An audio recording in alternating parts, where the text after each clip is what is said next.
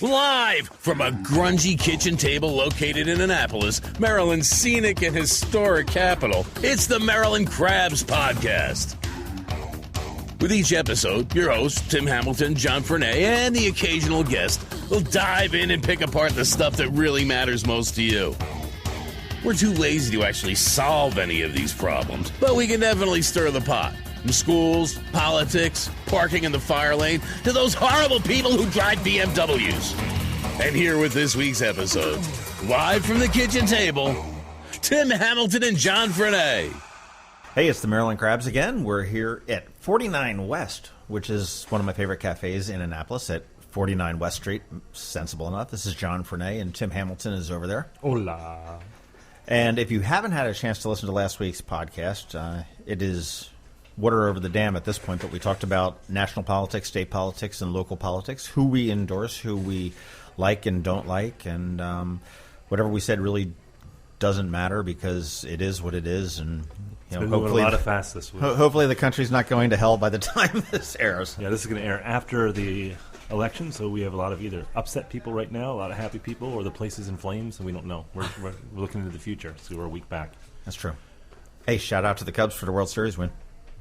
I don't like baseball. 108 years. Hey, go for it.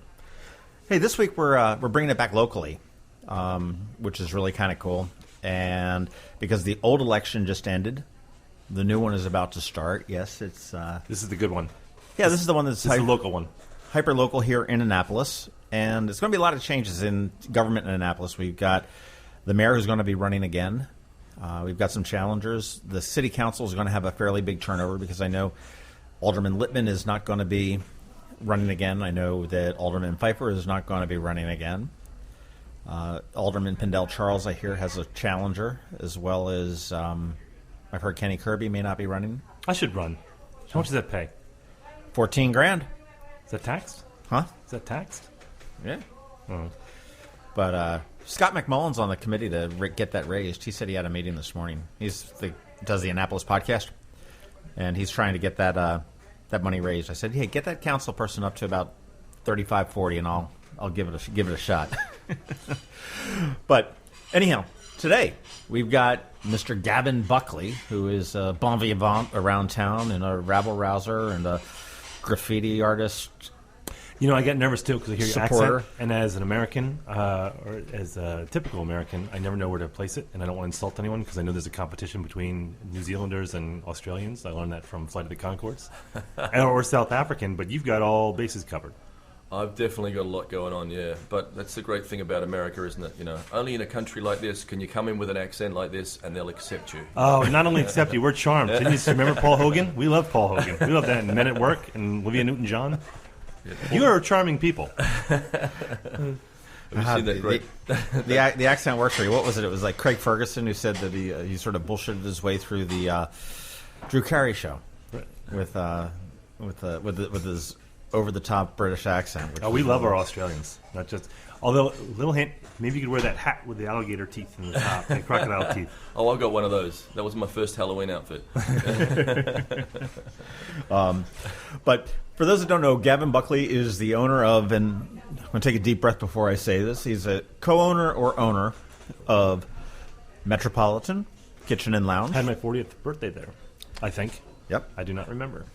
He is the co-owner of Tsunami, the co-owner of Sailor Oyster Bar, which is a brand new one, the co-owner of... You're the co-owner of Baldi's? Yep. Pretty much? Okay. Yep.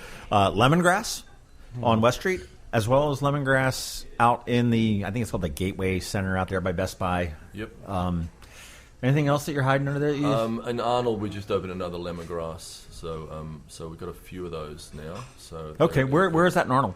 It's next to the Bike Doctor, next to Mother's. Okay, so there's like the 7-Eleven. Yep. Was there like a ice cream store in there? Yep, yeah. Okay, so it's a like great location. We love that area. You know. Yeah, it's just like one place up from Mother's. Yep. Yes. The strip center right next door. I didn't realize what an empire that was. An empire. Well, I like to say, I'm in the non-profit world. So I've been in non-profits now for 20 years. So. I hear that. Well, it only involves 80, 90 hours a week, so that's it's a little bit involved. But it's a labor of love. And my friends will joke with me. They're like, "You're going to start another restaurant, Gavin. why don't you diversify? Why don't you do something else? And I go, yeah, why don't I fall back on my other skills? I don't have any other skills. So So when did you come here from Australia? I came to America a long time ago. I've lived in America more than I've actually lived in Australia. So I sailed into Annapolis 23 years ago, and I fell in love with Annapolis, and I fell in love with my wife, and then I had to sell the boat. That's such a great story. That you kept the wife. That was smart. Sell the boat. But that's a story that you hear a lot. That when people come here, that they're going to be passing through and they just stay here. That's what Walter Vasquez. Same thing. Yeah. You know, he visited here and that he still just never. Why leave? Yeah. Why leave?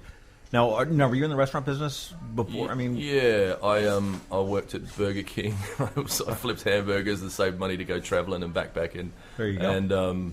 And then, I worked in bars and beaches all over the world and stuff like that, and got on boats and started hitchhiking around the world in boats. And this is a great town to come into on a boat because it's got history, it's so green, and, there's places to go on your boat, And Right. at the end of every street in Annapolis, there's a dinghy dock, We're so lucky that we've got a town that's set up like that, So I love that about it. It really is. So 20 years in Annapolis. And when did you open your first restaurant? When did Tsunami open? What was Tsunami before? Tsunami was your first one, right? Yeah. So Tsunami was a closed down restaurant. It had been closed down for a year. It was called Chow. And Chow is in like eat or chow is in Italian goodbye? Chow, yeah. It was an Italian restaurant called Chow. And it had been closed down for close to a year, I think. And my business partner, Jody, he was working at the Ram's Head. And we saw that location, and we thought about doing something there, and took a bunch of bad drugs and bought the damn place. So and it was successful straight away. We did a kind of a more of an urban feeling place. It had a kind of more of a New York feel. It was dark and the music was good, and we managed to buy the condo it was in, and then buy the space next door and expand the restaurant within a few years. And then we saw some other property on West Street. Back then, no one really cared that much about West Street, so we could bring things to town that weren't here, and different things. Well, I remember early on in your days, you tried for a period a drag brunch. We did, yeah. So I'd say this is the thing. I remember Annapolis sort of losing their shit over that. We lost some customers, I'm going to say that, but we gained some, So we did gained some fabulousness. So we did a drag brunch, and then we had a family night on Wednesday night. But the thing I'm most proud about in our business is they're inclusive. So you can run into your parents at our restaurants because they're age inclusive. You can, racially they're mixed for this town, and then I'd say sexual preference, that too, So we've always been inclusive operators, and we've always geared our businesses to the locals, and I think that's been the success of West Street. Well, that's where we've been critical. Is if you go certain places downtown, that they go to the tourists, and frankly they kind of phone it in. I think the places that really thrive are the places that don't try to be everything to everybody, but look at the locals as a source of revenue. That's my platform. I mean, I like the diversity of Metropolitan, and Metropolitan's one of my favorites. I remember one time my girlfriend and I, Teresa and I, were up on the rooftop, and we ended up running up into another couple. We ended up just having this long, deep conversation, monopolizing the table, pissing off the waitresses. Okay, they're like, when are they going to freaking leave? And probably about 2.5 hours later, we look up, and we were so involved in the conversation that the whole genre of the rooftop changed from this outdoor alfresco dining thing to this sort of hip-hop urban nightclub with the DJ spinning quarters on the which was awesome. I mean, it was great. I mean, I think it's neat to see the diversity that's here in the town. That's what you can go into Metropolitan, and there'll be a bluegrass band on one night, and then there'll be a hip-hop thing the next night, and I think that's what we're about, So. Well, also, I mean, you have made a name for yourself by really dabbling, experimenting in events. You've never been. It doesn't seem like it from the outside that you've been afraid to try certain things. I mean, Annapolis, in most respects, is a very conservative town. I don't mean conservative as in political view. I mean conservative in they don't like a whole lot of change. And we'll talk about that in a little bit. But I mean, and that goes to businesses too, because people don't. There's not a sense of daring, I think, to a large extent. I mean, there are a few people who try some things, like Jerry Hardesty will, he's always trying new things down at the City Dock, with Comedy Night or whatever. He'll mix it up. But I mean, you've done it, and you've done it successfully. What was great about coming out to West Street is we got to write the book on things. There's a lot of things that haven't been done in the town, I think, food-wise. So my joke is when we pitched the Thai restaurant, people are like, Thai food, Gavin, how did you think of that? And so I said, well, I went to Thailand, I thought they must eat something in Thailand, and I brought it to Annapolis. We need a good Eskimo restaurant in town, too. Some good Eskimo food. Yeah. Well, that's it. I mean, but there's if you think about the restaurants in town, and you think about the breadth of what's available, it's not Bethesda or Northern Virginia or Alexandria, where you can get anything you want. You can get Thai, you can get Indian. You have the Thai restaurant in Annapolis, the Indian place in Annapolis. Right. But it's always been, again, that conservative is that, I think for a long time, a lot of the restaurants, mainly where the tourists are, it's like one menu distributed among all of them. But now you have so many exciting restaurants coming in, they're doing what you're doing, which is giving. We always said, and John and I talk about this, about what restaurants, if you live in D.C. or Baltimore, would you drive to Annapolis just to go to the restaurant? Right. And you can't take the view into effect. You can't say, well, Chart House because of the view. You have to say, what restaurant would you travel to in order to just for the night? It's an anniversary or something. And I don't think we have one. No offense to your places, but I don't think. Yeah. I don't know. I mean, it's just. But I mean, we should in a town this size. We should have more of that. But I mean, I think the temptation is. I would say Northwoods was. Yeah, Vin's great, and Josh is great, and we got great atmosphere. But that's. But I mean, I see a lot of that changing now. We're seeing restaurants. I mean, look at Iron Rooster is another one. But you see all these restaurants that are starting to explode. Yeah, they're setting that on fire. You've got Preserve, which is really. I personally don't like it, just because I don't like the menu is too eclectic for me. But I mean, it's. So we'll write them off as a sponsor. Good thinking, John. Anyone else you want to insult? Okay, yeah. Out of Annapolis. What the hell? Let's piss them all off while we go. But hey, speaking of pissing off people, the other reason that Gavin is probably known because he's pissed off the HPC.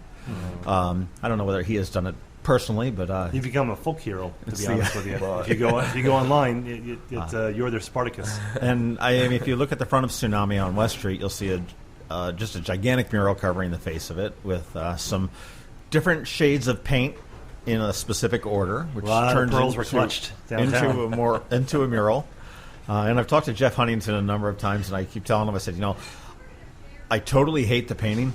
I like it, but I totally love that it's there. I dig it. I like it. It's got a I'm not buying the poster and hanging it in my living room or anything like that. So, but I think it's just great. I think the arts in Annapolis has come a long way, and I think they've got to go a long way further. But so, what's happening with the mural? Yes, so I just have a difference of opinion to the Historic Preservation Commission. I believe paint is paint, and they believe, in my case, that paint is an alteration. So we didn't break the law because there wasn't a law. It says clearly in the guidelines that the Historic Preservation Commission, these are in bolden guidelines. It says the Historic Preservation Commission does not have jurisdiction over paint or paint colour. So we read that literally, There's not much grey area in there. Yeah. So, but then now they're saying, well, it's an alteration. So I just have one difference of opinion. I'm a preservationist. I saved 100-year-old buildings where Lemongrass and Metropolitan were. They were going to tear 5 buildings down there and build an 800-car garage. We stopped them building an 800-car garage because we believe in historic structures and texture and scale, and that's what makes Annapolis so great, is its scale. So we're not against that, but we're not against preservation, but we are about new ideas. And West Street's success has been that it's always been open to new ideas, and I'm taking on the people that think we can only be a colonial town or that we can only be a sailing town, because we can be lots of things at one time. Well, I think it's the purpose of having these districts is that you have a certain flair for each one that's significant to that particular area. Downtown has got that colonial feel, and because it's for the tourists. It's part of the Disney world that is Annapolis. I mean, John, we've said this before on other podcasts. I've always said that the HPC, and they do good work. We're not piling on them. I just, I think that, like many people, is that they have a lot of power and they're expanding that power and it's unchecked. And I think the HPC is creating an Annapolis that's idealistic but never existed. Yeah. I mean, if you look at the buildings themselves, sure, they did. But I mean, as far as I think until 1994, we had overhead cables and lines going down Main Street. And this is where this podcast should be video, because you should have seen the eye roll here from Gavin here. It's like, oh my God. Yeah, but I'm not gonna shit on them for what they do, because they play an important role, and you're always going to have. But then at the same time, you go, what's the limit to that? That all of a sudden, are they the final word when it comes to what is Annapolis and what's appropriate? And I think that's why your lawsuit's important, because that's going to be defined. And you're not. I mean, obviously, you're not alone. We're not talking out of school. There are many people who have had issues in the past with what they've considered to be overreach. And I don't think. I will say there's not a whole lot in the way of favoritism. There's not a whole way I think they're fair. To the point that they will take on anybody. I've never seen anyone slide that I'm like, that's interesting. They let them slide, but they didn't let anyone else. But on the other hand, I think that there has been a lot of cases lately where there has been overreach. I know, for example, the hanging baskets downtown, when that was enacted back in 2001, 2002, they really fought that because it wasn't historically accurate. And there's no one today who wouldn't say that those hanging flower baskets aren't spectacular. Yeah, indoor plumbing wasn't historically accurate that's what either. I mean, preservationists are so selective, aren't they? There's buildings that we didn't select to save, right? And everyone has a driveway, a tarmac driveway. It's not like we don't pick the things that make it convenient for ourselves, And so I'm even the Amish have cell phones. I'm dubious about some preservation, some people who speak in the name of preservation, but I think it's the most important thing. The historic district is the most important thing that we need to focus on. But there's lots of other things that we could focus on. So we've been focusing on growing the town through the arts and culturally. And one of the reasons I'm getting involved is in the historic district or downtown, we haven't made a town centre for locals. And if we'd made a town centre for locals, we'd have better shopping, we'd have better restaurants, and tourists would still come there because tourists want to go where locals were. So we're not doing enough to make it relevant to the people that actually live here. One thing that you said is pretty apropos. You said tourists want to go where the locals go, and I think a good example of that would be Dick Franio at the Boatyard. Yeah, that's a great example. People go out on the Woodwind and they sail, and they've established a partnership there. But it's like, well, what do I do now that I got off the boat? Well, hey, you want to go on Wednesday night? We just did the Wednesday night races. Do you want to go hang with the sailors? Go to the Boatyard. Well, I think I'm perfect. And I think that the city, and when I talk about the city, I'm not talking about the administration. I'm talking like the city businesses as a whole. Right. Is that I think that they've done a middling job when it comes, and it depends where you are, to reaching out to the locals, embracing the locals. I think Midnight Madness is a perfect example of how to do it correctly. Midnight Madness has been wildly successful for going on 20 years now, probably more than 20 years. And I know so many people that avoid downtown except for Midnight Madness. That's kind of where. So we're thirsty for it. We want to give back. You've just got to make it sexy enough that people want to do it. I think, not to harp on the Market House, we've beat that to death. Everyone's beat it to death. But that's a perfect example of something that was what you're talking about, Gavin, which is locals and tourists alike all went there, and it was destroyed, and you just can never recapture that magic. I think we should just give it up at this point. But I mean, I look at what they've done with West Street and the revitalization of West Street, even outer West Street, out to Unity Circle or Westgate Circle, whatever they call it. Westgate, yeah. But just if you're seeing these boutiques and these art places that are springing up on the way out, and that's been a shithole for as long as I've been here, 20 years, and now you're seeing it just erupt into life, and that's really, really cool. So that's where I think you look at what Gavin's talking about with the historic preservation, along with finding those niches which appeals to the tourists and the locals alike, and you've got it there. But I think this is where the city gets. This goes back to what we talked about with Sean O'Neill about the doing business in the city and the red tape and what have you. But I think you're seeing huge signs of life, especially after the recession, that are sparking. I was on Maryland Ave last night, and there's a lot of vacancies there. But I got some good ideas for Maryland Ave. So. Doesn't involve explosives. Well, speaking of ideas, so let's get into it. So, as everyone knows, the Capitol had pointed an article a few weeks ago. So Gavin's running for mayor in next November. So that's the civil election. That's where we're not going to beat each other's throats. So he's going to be running against Mike Panelides. We haven't seen any other Democrats raise their head as of lately. I think you hear rumors, but I haven't heard of anyone except for you that showed an interest. I mean, there were some rumors about some people on council that Sheila Finlayson would, but I've heard that also that she's sort of bailed out of that. I think I don't think you're going to see anybody from council run for mayor. I'm surprised because I thought a lot of people would run because sort of Mike opened the door that you don't have to be a councillor and you can become mayor. So I thought that would. Well, there's still plenty of time as well too. But I mean, meanwhile, Gavin's going, oh shit, man! now I really got to do it. But before we encourage people, he's going. It's a shit job. You don't want it. The mayor's office has rats in it. And just, but before we started, Gavin was actually talking about just how much he admired Mike Panelides because he really did upend a system here that had been in place for so long that he was literally a young upstart with no experience whatsoever, and you have to give him credit. He did work hard at that election, and he surprised everybody. He totally did. But you look at when he deserved it. He did deserve that. Yeah, you look at Josh. I like Josh. I did too. When Josh Cohen was mayor, now Josh was born into city politics. I mean, he was sort of handpicked to be the Ward 8 alderman, and succeeded Ellen Moyer, who went into the mayor's office. And the whole reason the mayor gets $100,000 a year salary is because Ellen Moyer finagled the legislation to get it. So, which, by the way, I think is fair. We're essentially running a $100 million. I don't. And have some people roll their eyes. I think that's a fair salary. I have no problem with that. If it was just a ribbon cutting mayor job, then yes, I agree. But we're a strong mayor city, and that's fine. I don't have a problem with that. What's that? No, what? We're a weak mayor city. Well, I mean, okay, he's only got one position on the board, but I mean, he's a full time. I mean, it's not just a figurehead mayor. You're the quarterback. Yeah. You should bring the team together. Yeah, I mean, I have no problem with the dollars that he makes, but the city manager is an invisible position. So yeah, I agree with Gavin that you are the face of everything, and you actually are getting stuff done, including legislation, because you're a voting member of the board. But I mean, former Mayor Josh Cohen, I mean, he was born into this. He was given the job, and Mike Panelides. I remember when he first said he was going to run. Josh was quoted in the newspaper saying, "What is this, like a joke or something?" And we all thought that, in fairness, and it certainly wasn't. And I remember in a debate, Mike said, "Yeah, no, I want your vote," and Josh said, "Hey, I think you're going to be a great mayor, but just not now." Right. And he got very cocky on it, and then of course you've got the whole thing when he pissed off Ed Hartman, and Ed Hartman threw in all the money to sort of derail it with the whole. Yeah, and so like we've pointed out before, it was that election was a complete anomaly. There were so many moving pieces in that, and Compromise Street, the Save Annapolis, which disappeared right after the election ended. And Panelides knows that because he's been raising a shit ton of money. Yeah, but Mike was also going door to door. He was pounding the pavement. He was doing the hard work that's involved in that. So I always wondered if he was as surprised as everyone else when he won. There's a big part of me. Rumor has it that his dad on election night. This is John saying this. This is not me and Gavin.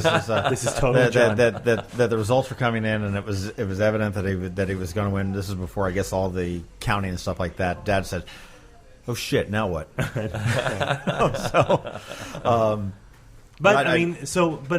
we've been critical.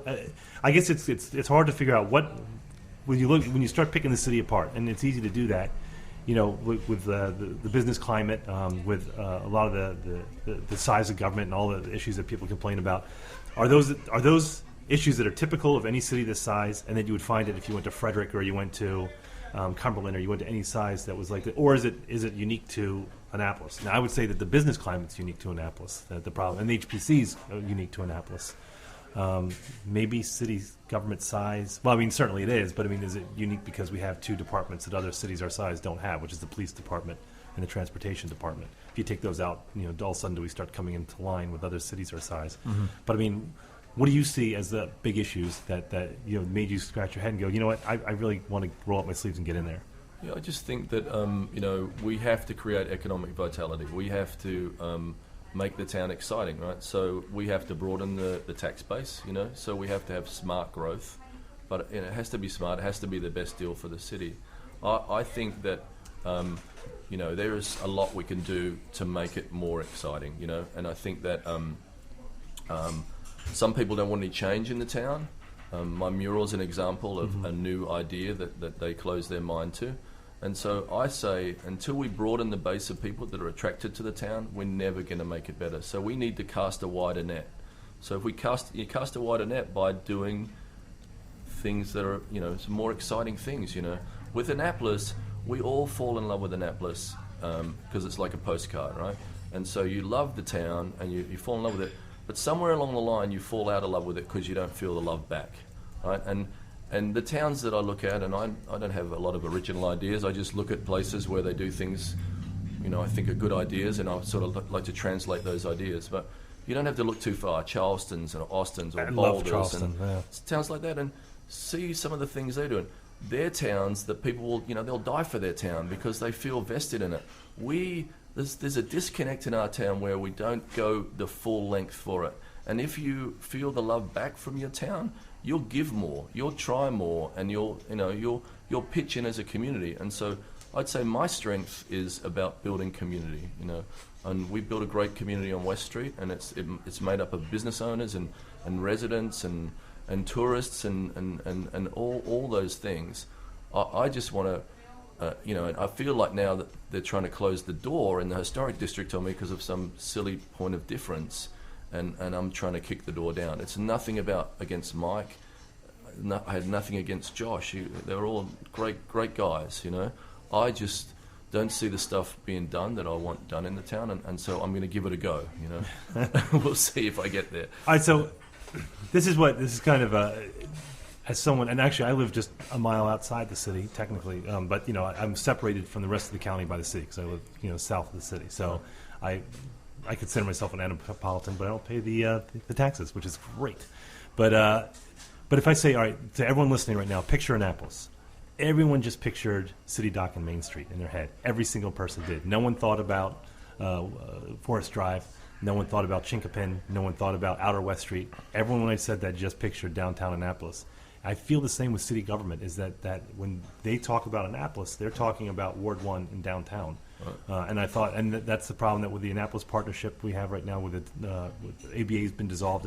ABA was certainly an imperfect animal, but it did address businesses throughout the city, not just downtown, although the core was.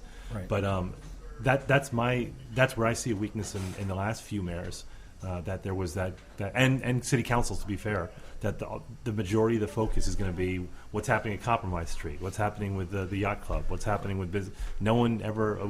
A few years ago, we had two of those bus shelters on Forest Drive that were smashed, and literally in the kids were literally climbing over it to get to the middle school, and it was like that for 10 days. Yeah. No one gave a shit. No one cared, and that's just one example. I think about all those places too. I know I've been very West Street centric, and now I'm trying to focus on downtown, but we need to connect all our neighborhoods, and so I look at quality of life things you see in other cities. Our bike paths aren't connected, our running paths aren't connected, our parks cost us money to get into. These are things, Joe Riley, the mayor of Charleston, is kind of my hero. Every interview you read of Joe Riley's, he talks about what is better than great community space or great public art that can be shared by people of all walks of life. So when you make your town more livable and you make it, you give great amenities like that, more people want to move here. Our property values go up. And there's a gain, Well, I will say on South Carolina that they had a sort of a reset button in 1989 with Hurricane Hugo. And I've heard a retail consultant here very bluntly said the best thing that ever happened to Charleston was that hurricane came up and pretty much leveled the town. So the city was forced to waive the requirements, the expectations, and whatnot, and people had a chance. And obviously a lot of this history was maintained that survived, but they had the ability to sort of rebuild up and learn from their mistake and build up, which we have not. I don't want to call it an opportunity. Well, but people think that's either or, that you have to preserve the history, or you make changes, and that's bullshit, because if you go to Rome or Paris or any of the European cities, they have history that goes back 3,000, 4,000 years, right. And they integrate like all the shishi modern, they have that marriage of both. It can be done. It's not an either-or proposition. That goes back to this is such a conservative town. Yeah, the French understand juxtaposition. They could have a beautiful historic building next to a great piece of modern art, and they both look great together. The people the few people that disagree with me, and maybe there's more than a few, they just think we can't have this, and when we talk about Lisa Craig, who's the head of the historic, commission, she's just hired the foremost expert in Wilmington. We are not Wilmington. We are Annapolis. We are a state capital. We are a living, breathing, working state capital. And Wilmington's an industrial. Yeah, and so not Wilmington. Sorry, I mean Williamsburg. Oh, well, so the the head of Williamsburg. So people don't live in Williamsburg. They leave the town at night. we have a town where we all live and sleep and work and do these things. We can't be a Williamsburg. We have to be, Annapolis. But and that's never been smooth if you think about it, because you think about the downtown residents, the Ward 1 residents, and I do pick on them from time to time because, I feel, and you get this also in like Georgetown and Alexandria, people who live in an area that's going to have a hot nightlife, because that's the point. It's always been that way, and they complain about living so close to that. And I'm like, well, then why do you live there? Someone that once asked me, how would you like it if people threw up in your front lawn? I'm like, then I wouldn't. That's why I don't live there. But there's always been that resistance from the downtown residents to any change, like the liquor license times, or so there's been a very adversarial relationship between the downtown businesses and the downtown residents. Yep. Yeah, you're not going to see it anywhere else. You don't see it on Forest Drive. You don't see it on Chinkapin. Yeah. I think where everyone kind of coexists. But the other areas aren't particularly walkable. But I think, like you said, is if you look at Williamsburg, where everyone leaves at night, I guess we all have to live with each other, and it's been very uneasy. It has, and even if we haven't even talked about like the public housing too, and that's where they're kept. Public housing is kept very tightly in their areas. They don't. You don't. How many black people do you see, especially public housing downtown, which is just a mile away from public? You don't see it. I truly believe this. We can't have a great, and I want this to be a great community. I want this to be the envy of anyone in the country. They're like, I wish I could live in Annapolis, or I wish I could live in Anne Arundel County. But we can't have a great community until we make a great community for everybody. Do you know what this reminds me of, this town? I lived in New Mexico for a bunch of years, and this reminds me very much of Santa Fe. Right. Is that Santa Fe is it's been around for 400 years too, and they have like the classic adobe houses and stuff, but they're very shishi, artsy, gay friendly, but and very touristy at the same time. Right. They've blended everything beautifully together. That's kind of what I see as kind of what we'd like to have. Well, one thing you've said a number of times, and I've actually quoted this to a number of people, you said that Ward 1, particularly in the historic downtown area, has this utopian vision of what Annapolis should be, which really is diametrically opposed to what Annapolis really is. I agree. It's a postcard. It's a Disneyland. Somebody has created this beautiful little vision of what it is, and it's just not. Nor has it ever been. It's never been there. It was a cultural center, or the Athens of the New World. It was a jumping place. There were galas. There were prostitutes. There were sailors. There were people coming from all over the world. More prostitutes. Is that a platform? Bring back the hookers. Vote Buckley. More hookers on West Street. You heard it here first. But I like to say we've come from red light district to arts district. I say that as many times as I can. Yeah, it reminds me of when you talk to people from New York City and they lament the Disneyfication of Times Square because they liked when it was all seedy and everything. I'm like, I guess so, but it was a shithole. It's just I get that too. I guess, but you idealize that. Like you're like, at least it was authentic. Shut up. It was disgusting. You didn't want to touch anything. It was just, the pendulum can swing the other way pretty far, which is like what it has done here, but it's just kind of getting to that mix like Gavin's talking about, where you make this is not authentic. It's great, and I love Annapolis, but downtown's not authentic for the most part. Right. And I think it's getting better. I think we've come out of the recession. I think you're seeing a lot of great new businesses that are popping up. I think there's an osmosis happening on the top of Main Street, and I think that we've geared it too much to tourists, and every restaurant's sort of uses the same Cisco food truck, and so. But I think that there's an awesome, the top of Main Street. There's some new things coming, and some of the traditional stuff we have is great, But we have to evolve a little bit, and I think the number one thing people look for when they come to a town is generally food, and then they look for art and things like that. I think they're the things that we should be pushing. I love, that of course the fabric of the town, the historic part of the town is essential because that provides the backdrop. But really, I think that, they're not building. I know in my restaurant, I don't see busloads of people coming here because this is the best kept colonial city in the whole of America. I see people coming here to see their kids at the academy, and they might drop into some of these things. I see people coming to see their kids at St. John or coming for the state capitol. But I don't believe.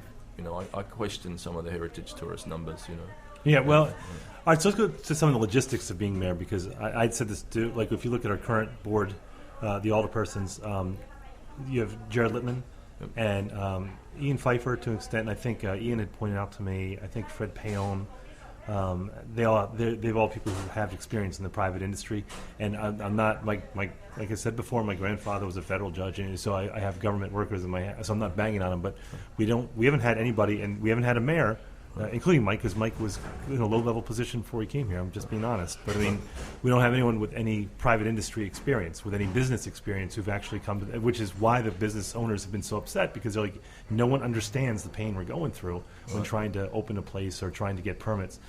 So there's that, is, you know, how do you bring a business sense to government? And the second thing is, logistically, you have 5-6 restaurants. How you're one person who, like, you're going to have to dedicate this to full time. What happens? How the businesses get run at that point? Well, I have business partners. I have business partners, so, you know, I have to separate myself from those businesses. I can't be involved in them once they start running, you know, and I have to. I'm sure there'll be times I'll have to recuse myself from things. Because this is new. This is going to be new for everybody. Yeah, right. And I'm definitely I'm not a politician. I'm learning this stuff as I go along. You know, and that's worked out pretty well for someone recently.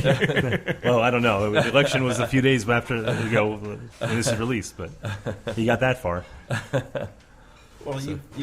you've also took an extended, I won't say leave, but you were back in Australia for a year plus. Yep. Not too long ago, and none of the places burned. Yep. The wheels didn't fall off. That either makes you feel good or makes you feel bad. They got along fine without you. My business partner got a brand new Mercedes. Does that mean anything? No, you must have boom when you're going. That's true. That's true. You mentioned earlier when we were talking about economic development and everything else, and you said that you had an idea for Maryland Avenue, and that kind of piqued my curiosity. You want to tip your hat on that at all? Or? Yeah, I'm meeting with some of the people from Maryland Ave. So Maryland Ave's the most romantic site in the city. It's a beautiful vista. So you could just do a couple of tweaks on that street. My ideas. You need another food concept at the other end of the street. You have to bookend the block to balance out Galway Bay. So, you know, I think Annabeth would be great if she could have a wine bar at that end of the street. And by the way, let me just say this too about Annabeth. She is the only one who kind of look. This is where I do pick on the businesses there. You got to stay open past 4 p.m., folks. This is if you're on Maryland Ave. It's ridiculous that you're closing at 4. You know, that's downtown. Period. I mean, I've had. I don't know. Maryland Ave's worse than that. I've had so many conversations with people on that saying, and they say, "Oh, it just doesn't work." Well, I said, "When the hell was the last time you tried it?" And it's like, "Oh, years ago we've tried it and we tried it." I said, "Well, we've got a new dynamic." Harvey Blonder gets it. Those T-shirt shops are open until 9 at night. I mean, who the hell wants to buy a T-shirt shop? But I pissed off Harvey Blonder. We're not having him as a sponsor either. But that's fine. This is great, John. Just keep rolling, bud. But no, I mean the people that get it, the clay bakers and Annabeth. I want to go back. And Annabeth on Maryland Avenue. She's open all the time. That's. But you know, you look at the example I put down is the Christmas tree lighting. Yep. Okay, Zachary stays open. They put on the ballet of Maryland out there. You've got you're talking to Christmas tree lighting or the weekend of Thanksgiving. Everyone's down there at Market Square, right outside the Market House, is what you're talking about. And they've got 1,000 people. They sing Christmas carols. Santa Claus comes in on a boat or a trolley or whatever the hell it is this year. And I look across the street and Mills Wine is closed. And you look up and down Main Street, except for the bars and, you know, Harvey Blonder and his T-shirt shops. They're all shuttered. I'm like, you've got 1,000 people here. Yeah. Why aren't you, who's not going to buy a bottle of hooch to go out? And last year, the new owners of Mills did open. They stayed open, but prior to it, back when the Donners had owned it.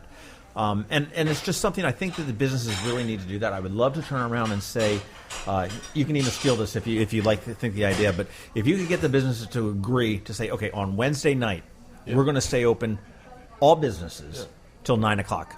Restaurants are exempt because they can stay open as late as they want. And get Annapolis known as the town that is open late on Wednesday or Thursday or whatever. Because it works for Midnight Madness. Yep. I don't care what night. Yeah, it does. It absolutely does. And that way you've got people from out of town. You've got people from Bowie. I mean, I work 9 to 5. I go home. I kick the cat and I kiss the wife, or maybe I kiss the cat. I don't know. But, and then I'm not going to – I've got the honeydew list and all this stuff. I'm not going to come over to Annapolis to shop. I'm going to go to the mall.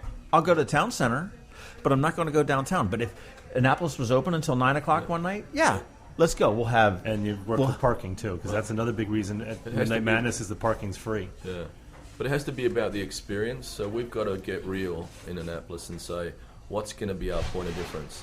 As we slowly watch chains sift into downtown, and I'm not against chains. I think that's okay to have a few of those. But we can't be just like any town USA. So we have to have a variety of businesses that are unique. And the experience has to be great. So we have to be doing everything we can to make it the coolest experience, because we're not going to compete with the parking at the mall. we're not going to compete with it Parole Town Centre.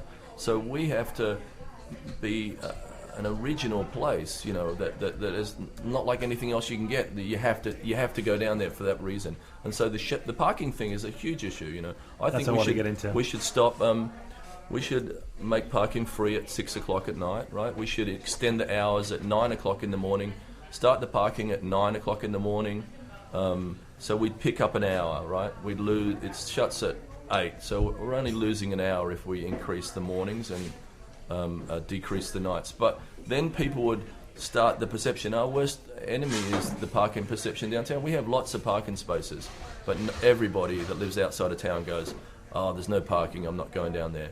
And so, okay, we don't have a lot of parking spaces when the boat show's on and maybe some weekend events, but through the winter, half of City Dock is empty. Sure.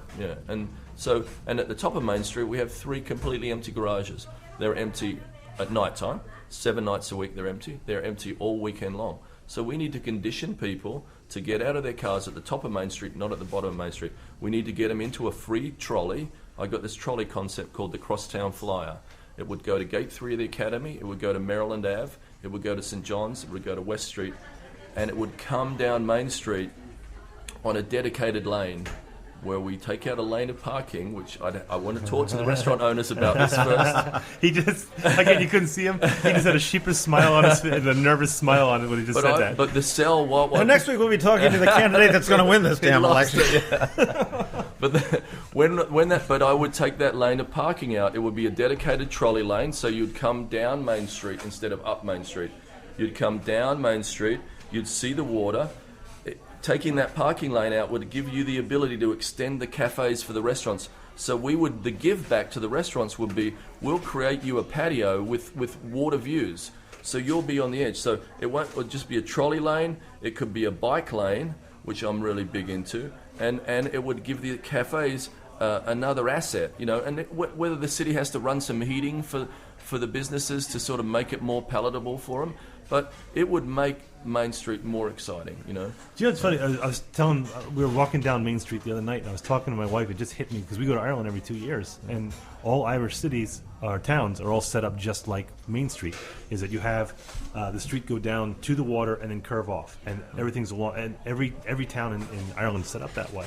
Huh. So... that going up away from the water, from an aesthetic view, is traffic. But I'm not going to go there on that one yet, because that will definitely lose me the election. But having the one way there, like if you're circling for parking, it is a hassle, because you have to go up Main Street, do the circle, come down Duke of Gloucester, and then start the process over, and it gets gummed up. I mean, I just think I think everyone's talked about traffic and parking. I don't think anyone's done a real. We've done a zillion studies. I don't know if anyone's done real studies. For example.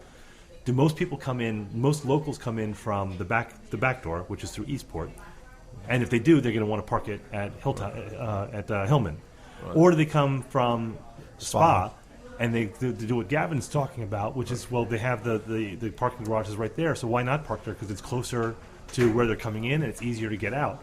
So, but is it the behavior of the locals, the way they come in, or is it just that perception of there's no parking? Because I do hear that, and I agree with you. That's bullshit. Well, there is a conception, but I think signage is a huge thing too. Definitely. Yeah. I was up at the airport the other day, and I pointed out to Teresa as we walked in. It was you walk in and it says there's 400 spots on deck 2.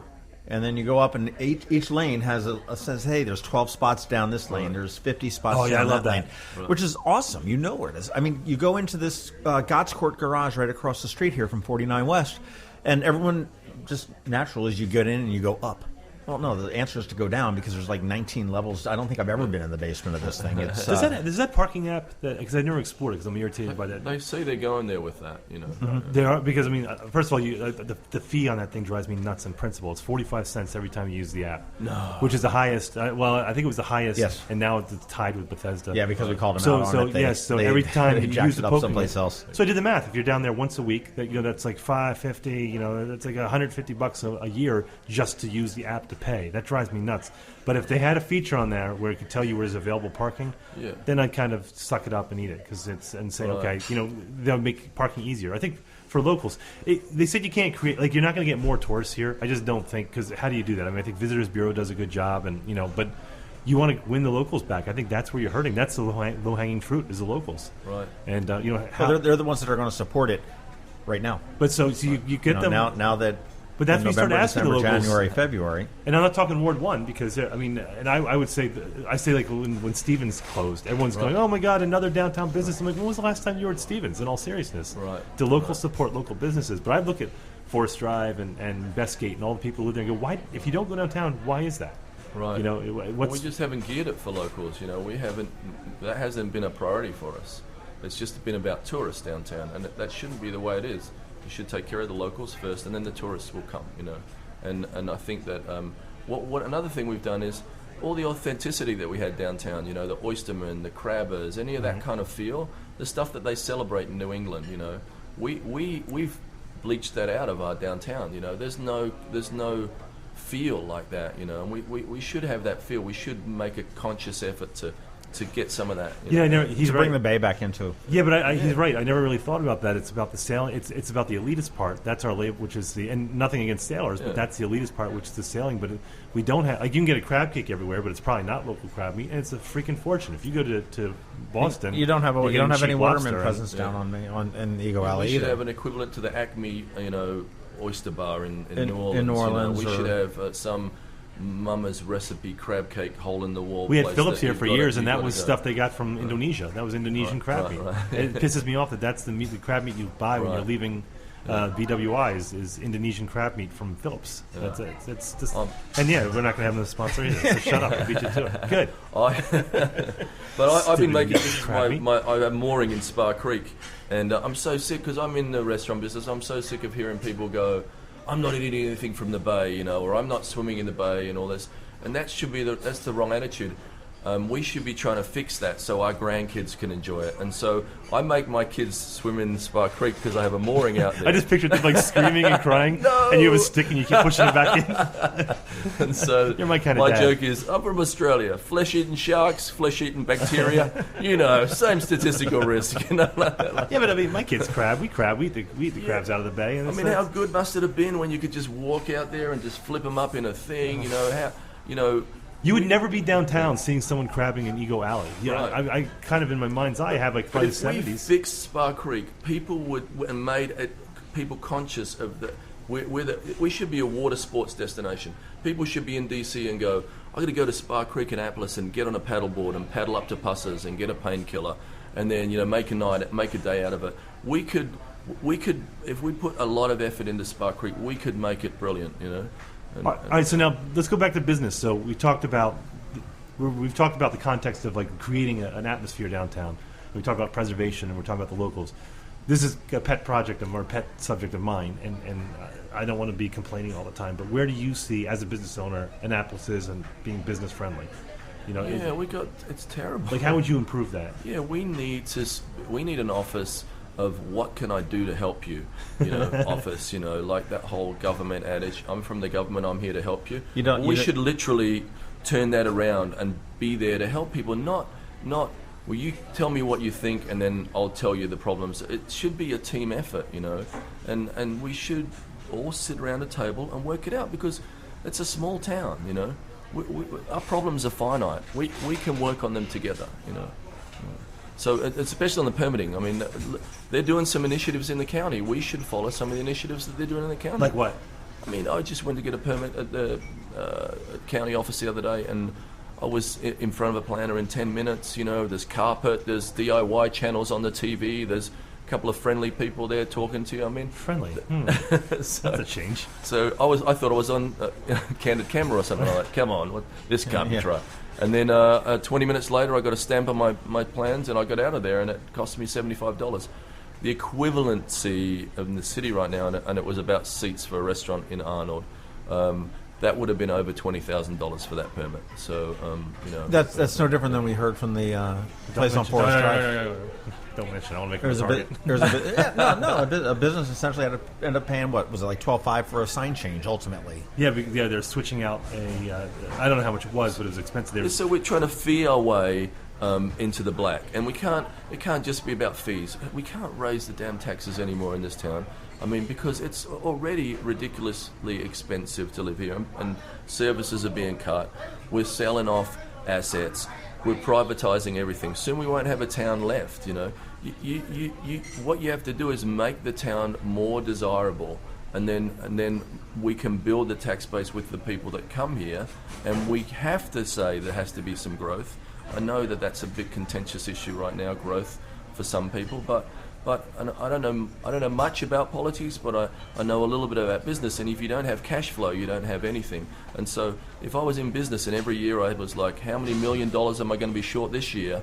Who can run a business like that? You have to have a 5-year plan or a 10-year plan or a 20-year plan that says this many years, this much development, and this many private-public partnerships or whatever we need to do to get to that point, and we can get into the black. But just this reactive thing of just reacting every year is a terrible model. Well, you're kicking the can down the road too, because you're just squeaking by. I think we raised the budget. The mayor raised the budget another $2 million this year, which is what 2%. And you can't. I mean, you can't keep doing that. And I will say, I want to think we were at like $80 million when Josh was mayor. Yeah, when he first came in. We're now over $100 million. Right. 102. Yeah, I think we're close to that. Yeah. Now, so let's talk about the development. So here is what I think that the next election is going to probably be. This is going to be a contentious issue in the next election. It's going to be the battleground. It's going to be Crystal Spring. Crystal Spring. Is that you, Mum? I'll be right back. So the mayor, and we've talked about this before too, so the mayor was elected in part by him opposing Crystal Spring. I think the vast majority of people, and this is all anecdotal, the vast majority of people on Forest Drive really are oblivious to Crystal Spring. If you ask them, they'll say, well, we don't need more traffic, but no one's that passionate about it. The passion I see is coming from the environmental community, and that's where most of the fight has come from.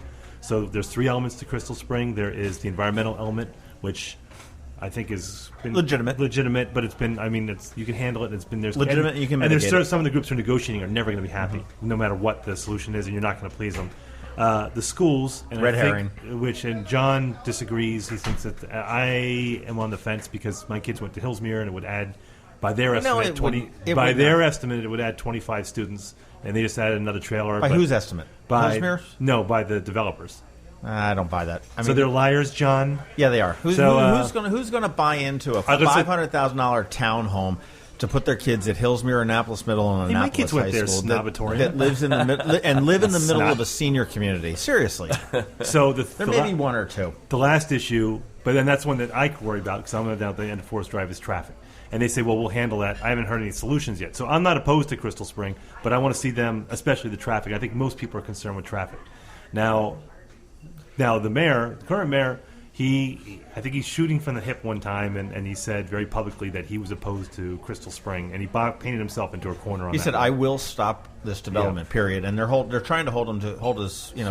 So if you look at the city, anyone who lives in Ward 1, Ward 3, Ward 7, well, not 7, but anyone who's not on Forest Drive aren't going to really care about it. They don't care. And Ward 5, which is along Forest Drive, is not really hotly contested for the most part, so you're not losing a lot of votes. But so when you're talking about development, would you say that, Crystal Spring is definitely on, you want to see that kind of move forward?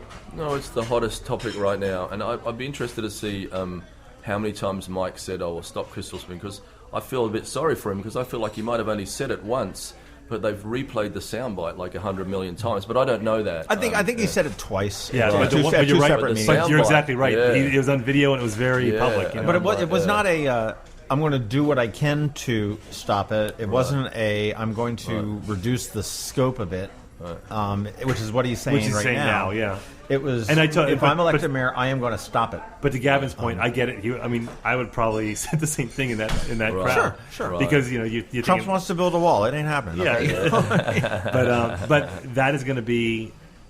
But the people latched onto that, so there are people who are calling him out right now when he tries to backpedal a little bit on that, because I think the developer is making some concessions, and I think there's some concessions coming up where this will be like the 6th time they've gone, and they've moved things around, and so I think. Well, the education is going to be. I've heard the education is going to be a moot point, because the new plan that's coming in a couple. Well, actually, probably a week after you hear this, is taking out everything but the continuing care Right. thing. So you're not going to have So you have any- environment and traffic, and Right. and so, but It'd just be an old place. And traffic, that would mitigate some of the traffic just because of the travel habits of old people. right, and now the Because assisted living, they really bring economic vitality to a town, don't they?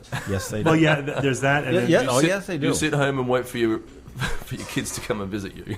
Well, no. I mean, you've got to look at someone. Look at Baywoods. You look at my father is 91, Right. and down in one in Florida. My mother lived in one before she passed away. I mean, these people. I mean, they're busing people out into Are they? the community, and they're designed specifically because these people are saying, no, I don't want to be an old fart laying in a nursing home. Okay. I am young. I'm vibrant, and I mean, you've good. got these people I hope that are so, yeah. that are out there doing things. But Walter Vasquez, who's is kind of an activist in the Latino community, he's the one who says that the jobs to construct this, he estimates. Now, I don't know if it's true, but he's estimating around 800 jobs for construction, and he says that that's going to be the Latinos that do that. I know that Sheila Finlayson has hinted that a lot of these jobs will help some of the people who live in public housing. So there is the potential of jobs. Now I'd like to see some guarantees, because that they're going to hire a certain percentage who live within the city, et cetera, et cetera. But that brings an economic vitality that we don't have a tax. That would just be consumerism. So will there still be a tax base then? Will it be a taxable property if it's just an assisted living? Well, That's up in the air. They're looking at a PITA, payment in lieu of tax, Pilot. payment in lieu of pilot, payment in lieu of taxes, which essentially just puts the money up front as opposed to it, and sort of basically it's a voluntary tax. it cushions them against crazy tax increases. But it's also supposed to go to support the infrastructure that's, Yes. Because I am very concerned about the traffic, because even if you put a light there, that's going to be an issue. Mm-hmm. Now, you're the mind that they can somehow solve that. I think they can engineer their way out that's of it. great, but I'd like to see, that's the only thing they haven't talked about. Oh, we do need yet. to see it. We definitely do need to see it. But there's a couple other pending places on Forest Drive. We have the Rocky Gorge, Yeah, Rocky, that's which is right there at Forest and Chinkopin behind the wall. right. There's one down by Quiet Waters. That's The preserve at Quiet Waters. Yeah. So, but I mean, there are people who say, look, you have to have development to support the infrastructure of the city, and the pensions, and we have a sprawlingly huge government that you do have to support. But I mean, whether you agree with it or not, I mean, we own it. So so I mean. But I think that the issue is going to be the environmental groups are very opposed to any development whatsoever. Yeah. That's where, and they're very vocal. But someone would argue that they're very small too. So that in the next election, I think is going to be the contentious It's going to part. be the big one, yeah. And I want some development. I just wish it wasn't all on Forest Drive, which is the way it feels to people that live on that street. But there's not many other places Yeah. you can do it, frankly. Yeah. I mean, Yeah. it's been developed. The parking lot down by Eagle Alley. Well, they're not as well organized as Ward 1. Yeah. It's a very, if you look at the Forest Drive corridor, which is the most heavily populated traffic corridor, and in Annapolis, it's a lot of people there. The majority of the city, a lot of the businesses, but they don't have a sense of being in Annapolis for the most part. They don't have that self-identification that Ward 1 does. Right. They're not unified against anything. If you ask them now about Crystal Springs, they'd be generally opposed to it, but they probably wouldn't know much about it. Right. In all fairness.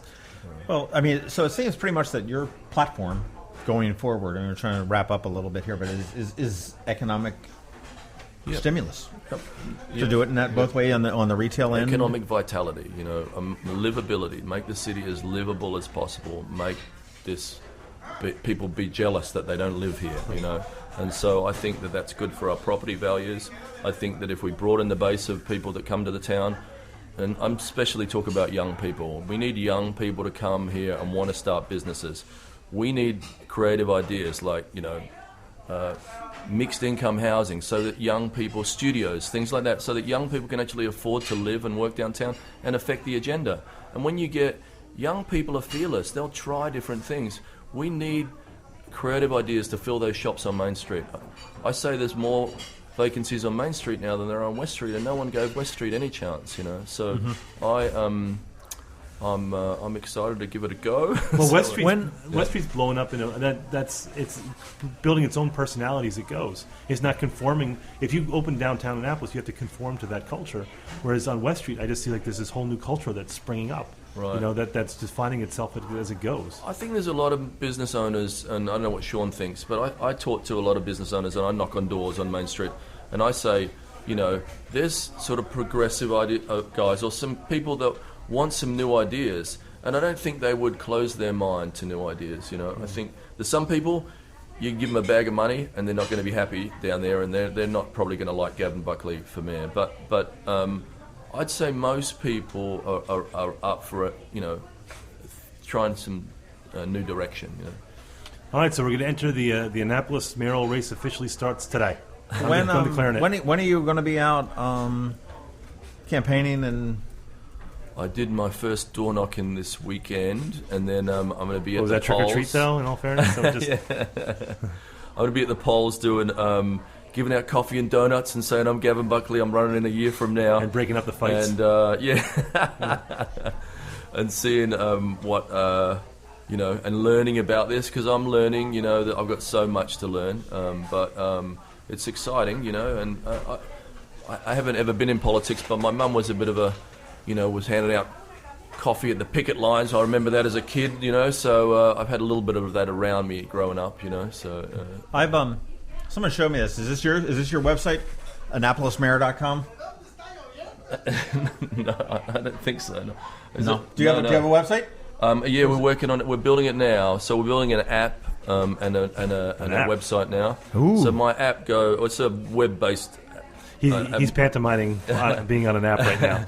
It's a Gavin with a 4 and the mayor kind of app. So it'll push back to a website more than and the website will be ultimately Gavin the number 4 mayor. Yeah, or no, just Gavin 2017. You know, or Gavin different things. Yeah, Gavin Facebook Buckley. Page and Twitter set up yet, or is that coming? We're working on that. Okay, stuff so now, keep an eye out for early. that, Yep. and let us know, and we'll make sure that we'll put it in the show notes whenever it's available, so everyone gets it on this. Can I tell you that when I launch absolutely, it? yeah. Oh, thank you. Yeah. Well, this is gonna be a fun election. I'm looking forward to it. And we're gonna be we're gonna be hosting a debate coming up. So we'd love for you to participate in that if you would.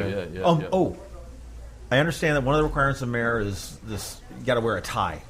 Is that really? Is it going to be a kinder, gentler, more casual administration under a Buckley administration, or is it? We're going to change the dress code for the city. Yeah, we need to loosen up a little bit. But I'll look at I'd be amazed if there was a law for that, because I joke about this town being like Footloose. You know, you have to get a license to dance in this town. So there's probably some things that we need to loosen up on. You know. So that's the first Footloose reference I've ever heard related to the mayoral race. That's true. That is true. All right. Well, thanks for coming on. We really appreciate that. I really appreciate it. This has been really fun. Thank you so much. We got to do some plugs real quick so people will listen to this and actually rate it and so that's what you want to do is you want to go to iTunes and you want to rate us and you want to leave a comment. You're going to want to do that because we're lovely guys. And if you're one of those Android users, you can go to Google Play. Yes, we just added that, Google Play. That was not too hard. That didn't take up too much of my time, John. And then also you want to find us on the Facebook page at the Maryland Crabs page on Facebook and the Maryland Crabs group on Facebook. Our Twitter's at MD Crabs Podcast. Our email's at info@themarylandcrabs.com and our website, themarylandcrabs.com. And you can find John at I on Annapolis and me at Tim Hamilton 47 on Twitter. And you can friend both any of us on Facebook. And we're up late and we'll chat with you because we'd love to have your input on any other topics or discussions that sure. we need to Anyone else you want us to talk to? If we need to follow up on Gavin, you said that Maryland Avenue romance thing, maybe we need to have a longer discussion on that. Maybe we can go on a date there. Oh, I like dates. There you go. You buying? I am not gay, but I like to keep my options open. It could happen. You never know. All right, folks. Well, that's it for Maryland Crabs. And go back, listen to some of the episodes you might have missed before. They're great. And give us a rating on iTunes and a review. And until next time, it's Tim, John, and Gavin. Thanks. Thank you so much. This has been the Maryland Crabs Podcast with Tim Hamilton and John Fernay. Sure to follow them in all the regular places, Facebook, Twitter, YouTube, and online at themarylandcrabs.com. Take a moment to rate us on iTunes. Now, get the hell out of my kitchen. Seriously. Go! You're still here? It's over. Go home.